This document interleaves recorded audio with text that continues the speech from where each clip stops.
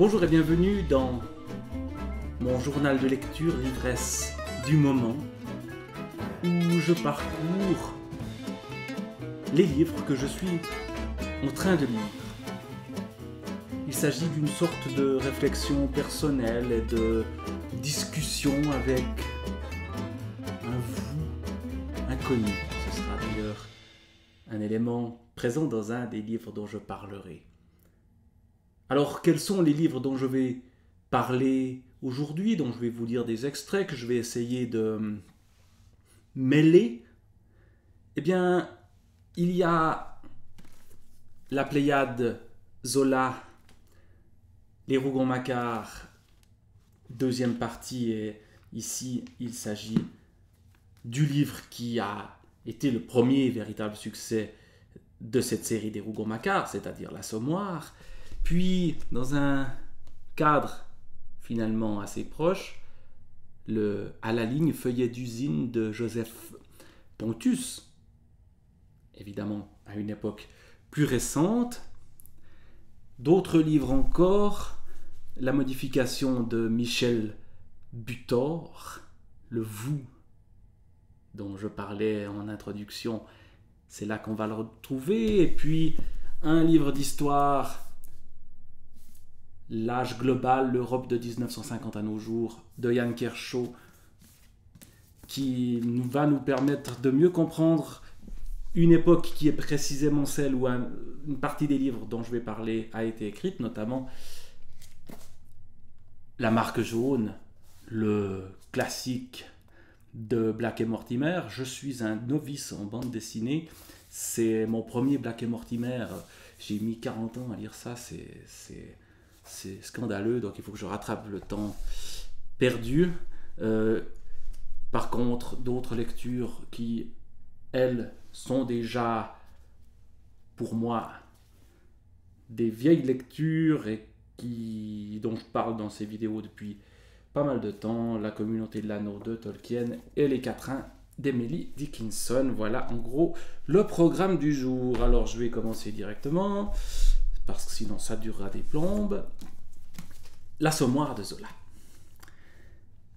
Moment important, je le disais, dans la carrière d'Émile Zola, c'est le roman qui va le faire connaître. C'est son premier grand succès littéraire, et c'est un roman qui va faire scandale à l'époque, parce que on y montre les ouvriers à la fois avec dureté, ce qui ne plaît pas forcément aux défenseurs des ouvriers, mais aussi en montrant leur misère terrible, sans faire du paternalisme. Donc on n'est pas non plus dans quelque chose qui va plaire aux bien-pensants bourgeois.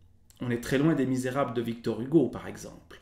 On est dans la démarche naturaliste, dans l'idée de montrer les choses telles qu'elles sont, et on a une réalité qui cogne, c'est-à-dire que la réalité que vit le personnage de Gervaise, personnage principal, est d'une dureté absolument terrible. Et on suit le destin de cette femme d'ouvrier, avec ces deux hommes qui vont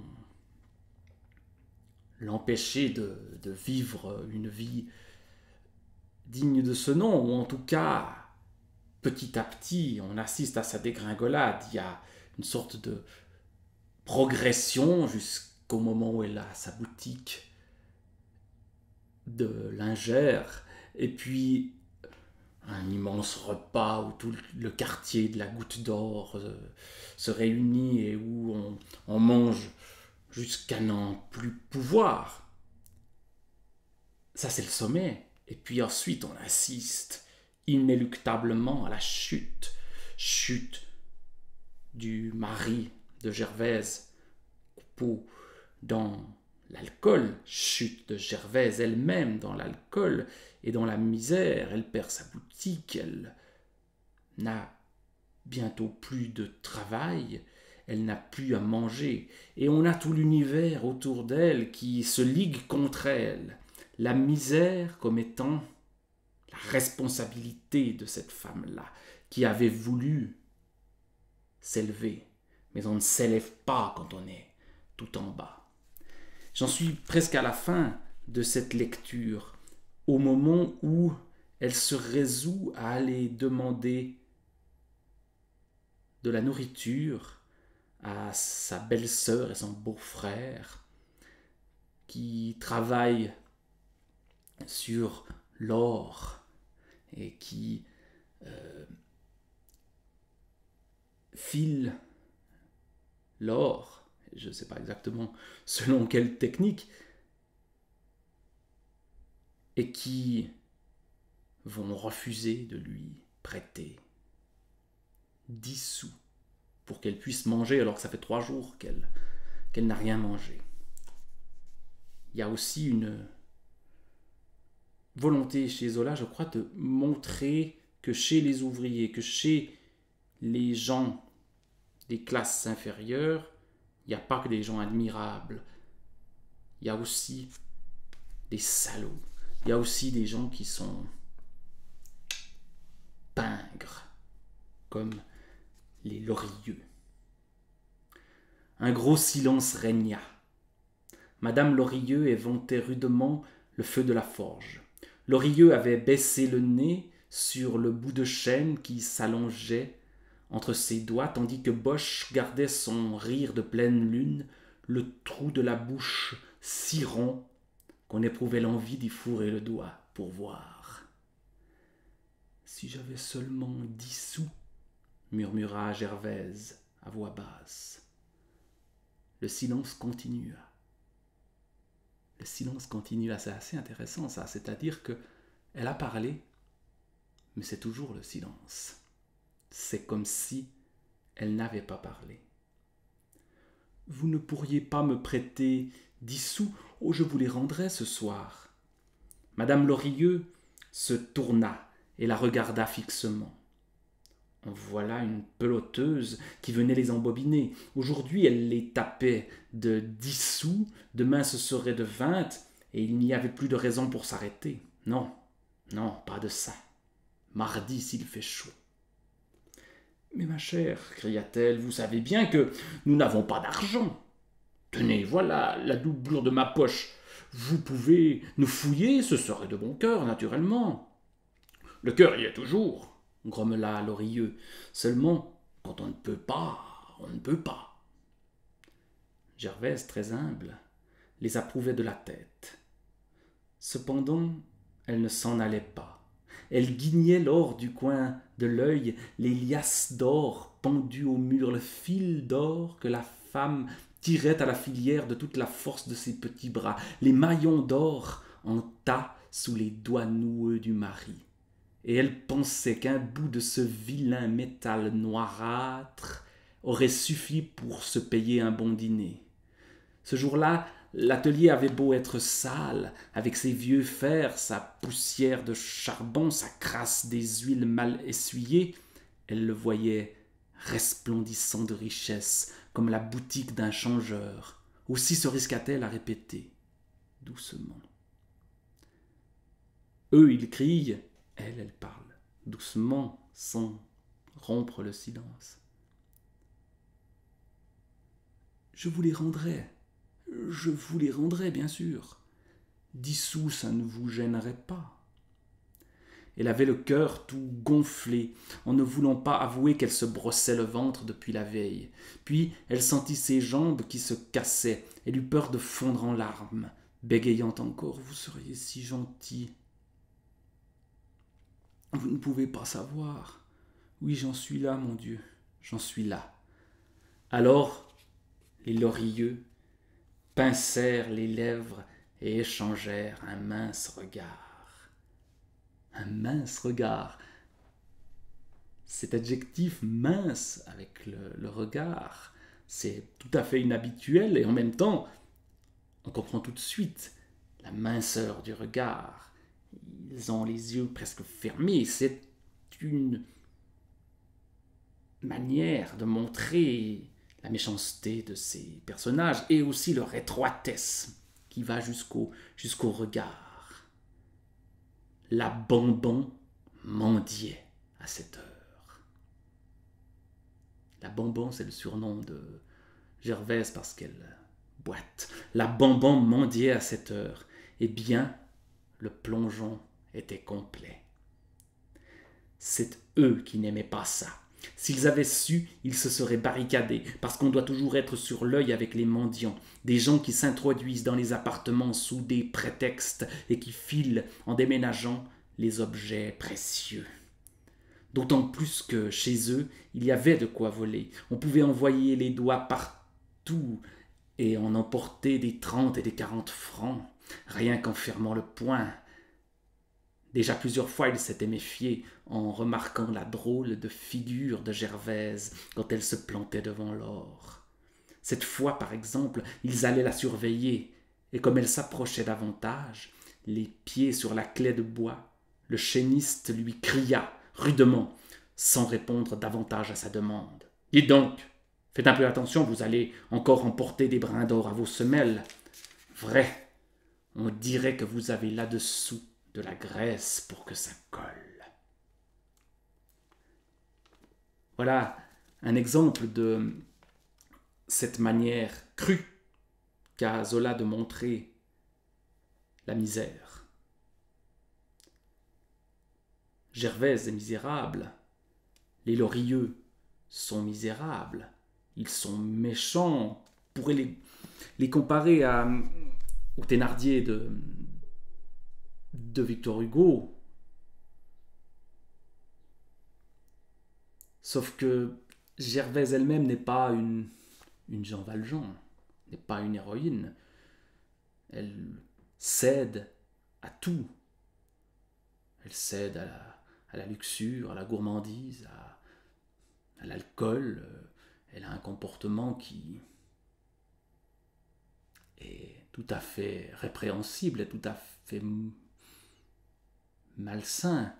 Et les Lorilleux peuvent donc facilement la mettre de côté et la mépriser, parce qu'elle est méprisable. Voilà donc la situation dans l'Assommoir de Zola, situation des années 1860, pour parler sans doute de ce qui se passe quelques années plus tard, au moment où Zola écrit le livre, une dizaine ou une quinzaine d'années plus tard. Qu'en est-il aujourd'hui de la vie des ouvriers, de la vie des pauvres? Joseph Pontus, à la ligne Feuillet d'usine. Ce livre, je viens de le commencer, donc je ne vais pas pouvoir en dire grand-chose. Zola est mentionné très vite dans ce livre qui est à la ligne aussi dans sa structure, comme on le voit ici, on passe très souvent à la ligne comme on a ces lignes dans les usines. Il travaille dans des usines qui produisent de la nourriture à la chaîne. Il travaille en tant qu'intérimaire, sans être sûr de trouver du travail le lendemain, ce qui était le cas aussi du personnage de Coupeau, par exemple, dans l'Assommoir, qui lui, en tant que zingueur, va essayer de se faire embaucher par divers patrons, et très souvent d'ailleurs ne va pas essayer de se faire embaucher, mais va simplement passer ses journées à boire. Ici, on est peut-être dans une époque différente, et l'alcoolisme qui est omniprésent chez Zola, dans ce que j'ai lu pour l'instant en tout cas, je ne le trouve pas. Mais on trouve quand même, comme je l'ai dit, une allusion à Zola. Demain, en tant qu'intérimaire, l'embauche n'est jamais sûre. Les contrats courent sur 2 jours, 1 semaine tout au plus. Ce n'est pas du Zola, mais on pourrait y croire. On aimerait l'écrire. Le 19e siècle est l'époque des ouvriers héroïques. On est au 21e siècle. J'espère l'embauche, j'attends la débauche, j'attends l'embauche, j'espère. Attendre et espérer, je me rends compte qu'il s'agit des derniers mots de Monte Cristo. Mon bon Dumas, mon ami, le conte ne vient-il pas de nous dire que l'humaine sagesse était tout entière dans ces deux mots, attendre et espérer. Attendre et espérer, ce que fait Gervaise, ce que font les gens qui sont coincés à la ligne dans les usines et qui espèrent autre chose, qui espèrent au moins peut-être de la stabilité, peut-être un travail moins rude. Et donc ici on a un homme qui visiblement est cultivé. Il cite Zola, il cite Dumas, il en cite d'autres. Par la suite, enfin, dans les quelques pages que j'ai lues, on a pas mal de références littéraires. Donc on est avec un intellectuel qui va travailler dans ces usines comme intérimaire, dans des conditions compliquées, et c'est donc ce qu'il décrit. Donc là, je ne vais pas en parler plus parce que je n'ai lu que le tout début, donc je ne peux pas trop en dire si ça me parle ou pas. Surtout que j'ai commencé à le lire hier soir, j'étais très fatigué, donc j'ai peut-être pas pu faire fonctionner ma cervelle de manière assez vive. Donc on a deux livres, deux époques différentes, un milieu qui est comparable. Qu'est-ce qui se passe entre deux? Les livres dont je vais parler maintenant sont tous liés à ce qui se passe plus ou moins pile entre deux, c'est-à-dire les années 1950. Alors les années 1950 sont l'objet de ce livre de Jan Kershaw, L'âge global, l'Europe de 1950 à nos jours. Comme j'en suis là aussi encore plutôt vers le début, j'en suis à l'époque des années 50, la reconstruction après la Deuxième Guerre mondiale, le miracle de la reconstruction qui est totalement inespéré après la destruction totale de l'Europe, qui renaît après cette guerre de manière impressionnante dans ce qu'on a appelé les 30 Glorieuses. Et les années 50, c'est le début des 30 Glorieuses, c'est le début du plein emploi, c'est donc une sorte de parenthèse enchantée entre l'Assommoir et à la ligne de Joseph Pontus. C'est un moment où les conditions de travail vont s'améliorer, c'est un moment où les gens vont s'enrichir pour la plupart, où les inégalités vont s'amoindrir alors qu'avant elles étaient énormes et qu'elles sont à nouveau en train d'exploser. C'est un moment complètement inédit dans l'histoire, et c'est ce qu'il dit dans le chapitre que je suis en train de lire, qui s'intitule « Bon temps ». Alors que dans les chapitres précédents, il montre quand même qu'il y a des menaces, il y a notamment la menace nucléaire qui est extrêmement présente, mais il y a une prospérité exceptionnelle et donc une vie meilleure pour beaucoup de gens. Vie meilleure, en tout cas, vie matériellement plus agréable. Ce sera évidemment de courte durée. Des crises vont venir et viennent assez vite, au fond, dans ce moment où on est heureux, où on passe du bon temps. Mais ce qui est donc intéressant en suivant ce livre d'histoire qui a cette prétention à la globalité, c'est justement de percevoir l'évolution sociale, politique, économique, etc. Et donc je le lis aussi parce que j'enseigne l'histoire et que voir que les choses changent et se modifient, c'est toujours quelque chose d'extrêmement intéressant. Modifier, la transition est simple, la modification de Michel Butor, 1957. Donc on est en plein dans cette période de 30 glorieuses, cette période de miracle économique. Le personnage principal de ce roman est un bourgeois qui a plus ou moins bien réussi, qui passe sa vie entre Paris et Rome et qui va faire un voyage en train. Le roman commence avec le départ. Ça commence comme ça. Vous avez mis le pied gauche sur la rainure de cuivre et de votre épaule droite, vous essayez en vain de pousser un peu plus le panneau coulissant. Vous vous introduisez par l'étroite ouverture en vous frottant contre ses bords. Puis, votre valise couverte de granuleux cuir sombre, couleur d'épaisses bouteilles, votre valise assez petite d'homme habitué au long voyage, vous l'arrachez par sa poignée collante avec vos doigts qui se sont échauffés, si peu lourde qu'elle soit de l'avoir portée jusqu'ici. Vous la soulevez et vous sentez vos muscles et vos tendons se dessiner, non seulement dans vos phalanges, dans votre paume, votre poignet et votre bras, mais dans votre épaule aussi, dans toute la moitié du dos et dans vos vertèbres, depuis votre cou jusqu'aux reins.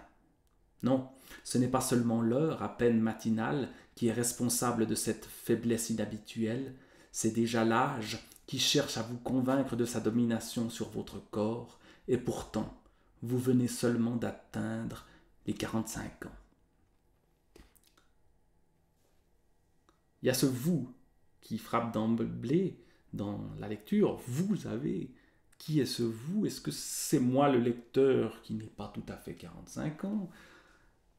Est-ce que c'est quelqu'un qui est extérieur à la narration? Donc on crée déjà une sorte de déséquilibre avec ce vous, quelque chose de tout à fait inhabituel. C'est pas il, elle, c'est pas Gervaise comme dans l'Assommoir, c'est pas non plus je dans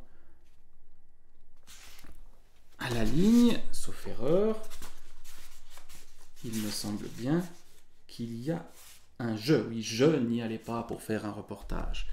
Donc on a quelqu'un qui parle de lui-même. Le vous, il est entre deux. Ça n'est pas moi, Michel Butor ou un narrateur virtuel. Ça n'est pas non plus quelqu'un que je vois de loin. C'est vous. Donc on a ce déséquilibre-là dès le départ, et puis on a le voyage en train, ce moment d'entre-deux, entre deux villes, Paris et Rome, entre deux vies, la vie à Paris avec son épouse, la vie à Rome avec sa maîtresse, et la décision qui a été prise par le narrateur, appelons-le comme ça, de quitter sa femme pour sa maîtresse. Ce narrateur, ça n'est pas du tout un ouvrier comme dans les livres dont j'ai parlé avant, c'est un cadre dans une entreprise qui fait des machines à écrire et qui justement circule beaucoup entre Paris et Rome parce que c'est une entreprise italienne mais avec des succursales en France. Donc on a affaire à quelqu'un qui est socialement une classe au-dessus des personnages des autres livres de l'Assommoir par exemple ou de À la ligne. La misère du personnage, elle est plus psychologique, elle est plus dans sa vie privée. Sa femme, sa maîtresse, il a 14 heures de train pour ressasser ce qui se passe avant, ce qui se passe après, pour ressasser la décision qu'il a prise de quitter sa femme et ses enfants pour sa maîtresse, qui est plus jeune, qui est plus fraîche. On a des clichés de l'homme marié qui trompe sa femme, qui sont ici, clichés très prégnants à l'époque des années 50. On reparlera avec les autres livres de la place des femmes, parce qu'elle est importante dans ce roman-là, puisqu'on est entre deux femmes, mais c'est toujours le point de vue d'un homme.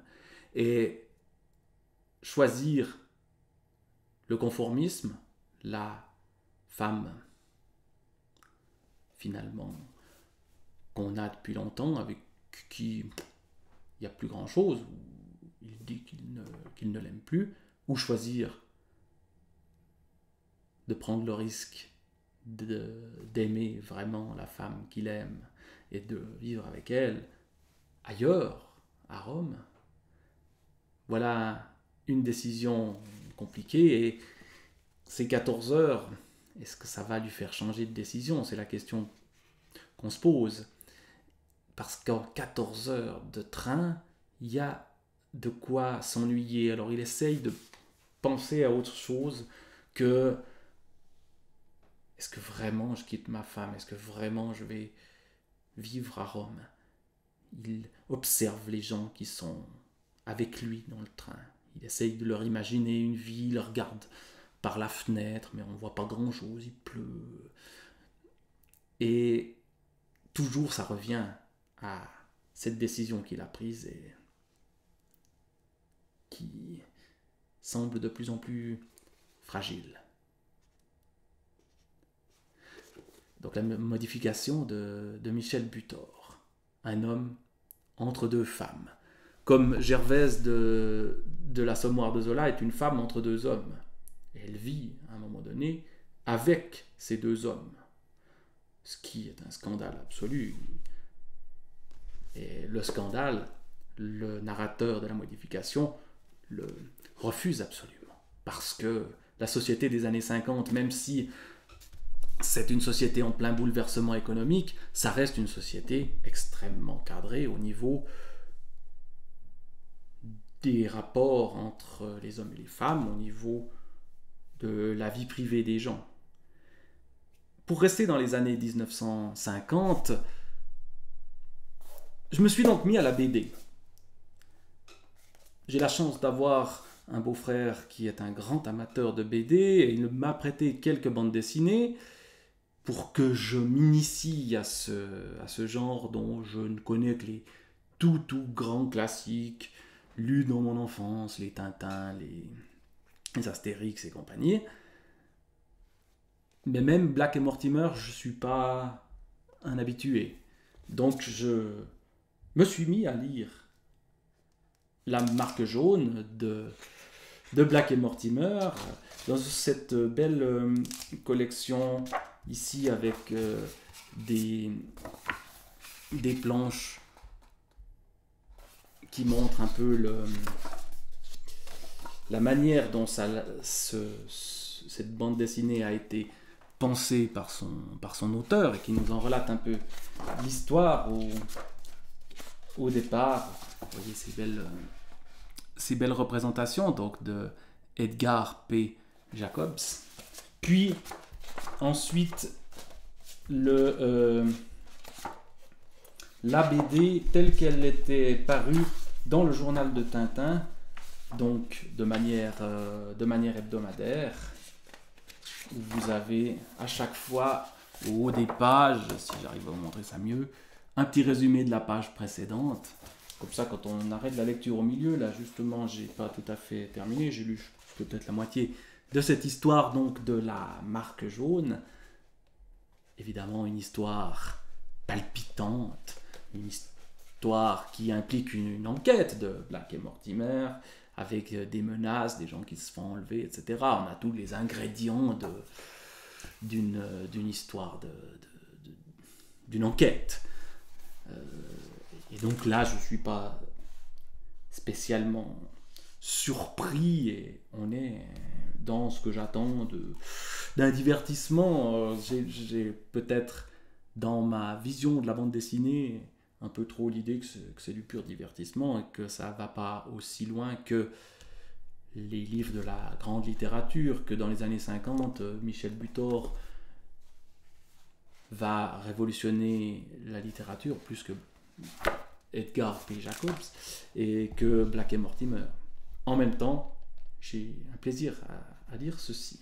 Alors, une remarque que je me suis faite à cette lecture-là, et qui rejoint un peu ce que je disais sur Butor, c'est que dans les aventures de Black et Mortimer, il n'y a que des hommes. Alors là, vous voyez, il y a une femme qui est l'épouse du juge, je ne sais plus le nom de ce juge, l'épouse d'un juge et qui va simplement lui dire voyons, Hugh, soyez raisonnable, c'est pour votre bien que l'on agite ainsi. Et ensuite, voyons mon ami, elle essaye de le convaincre, visiblement lui n'écoute pas sa femme, mais autrement, tous les personnages sont des hommes. Donc, une marque d'époque, forcément, qui consiste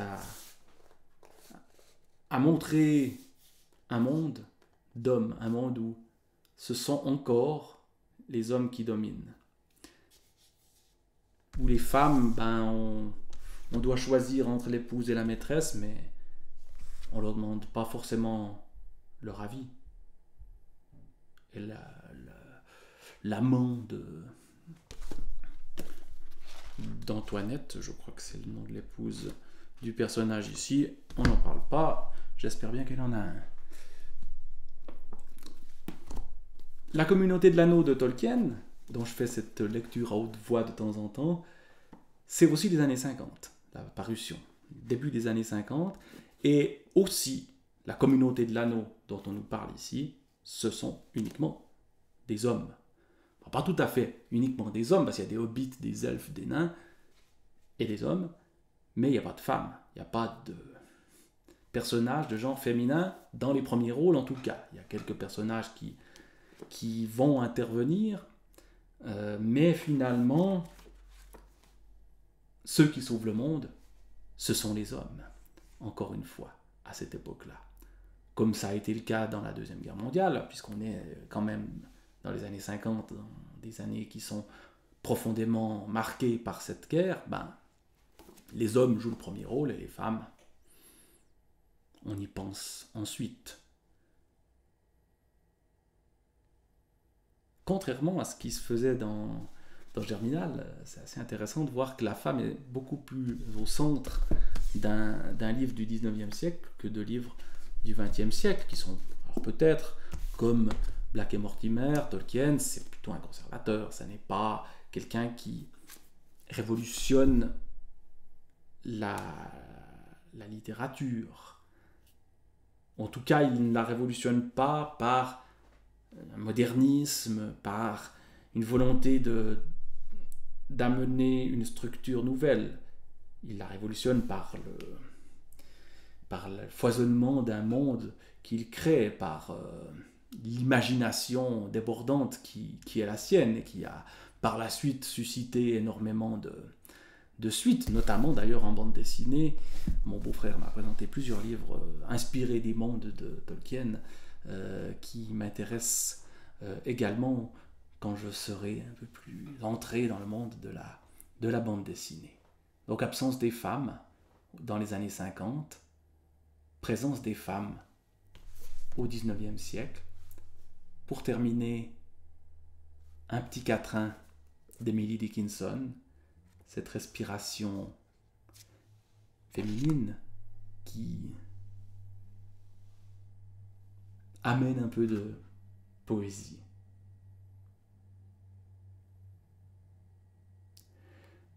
Je lis en français parce que je ne sais pas lire en anglais. Le jour le plus long fixé par Dieu, avec le soleil prendra fin. L'angoisse peut aller jusqu'à son pieu, puis doit rebrousser chemin. Et il semble que, justement, le soleil est de moins en moins présent. En tout cas, dans l'écran que je vois en face de moi, j'ai l'impression que je suis dans la nuit, parce que le soleil passe derrière les murs ici. Et donc, on va éteindre aussi cette réflexion qui est partie un peu dans différentes directions autour de mes lectures du moment, autour de Zola, autour de Joseph Pontus, de Yann Kershaw, de Michel Butor, de Edgar P. Jacobs, J.R.R. Tolkien, est quand même une femme. Moi aussi, j'oublie un peu les femmes. Emily Dickinson. Je vous souhaite une excellente journée. N'oubliez pas